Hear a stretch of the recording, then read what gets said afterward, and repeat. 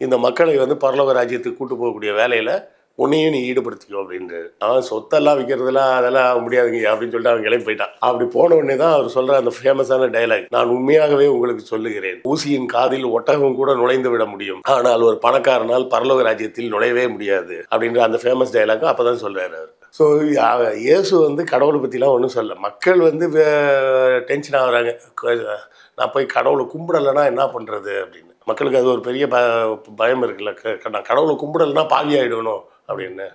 அதுதான் அவர் வந்து சரி அப்படி கும்பிடணும்னா நீ கோயிலுக்கெல்லாம் போவேண்ணா, நான் ஒரு மெத்தட் சொல்கிறேன், முட்டி போட்டுக்கோ, வானத்தை பார்த்து கும்பிடு போதும், கோயிலுக்கெல்லாம் போய் கும்பிடணும்னு அது அவசியம் இல்லை. அப்போ கும்பிடும்போது எப்படி கும்பிடணும் அப்படின்னு சொல்லி அது சொல்கிறார். பரலோகத்தில் இருக்கும் எங்கள் பரமபிதாவே, என்னிடம் தவறு செய்பவர்களை எல்லாம் நான் மன்னிப்பது போல அப்படின்னு சொல்லும் போதே அப்ப மன்னிக்கணும்னு அர்த்தம்.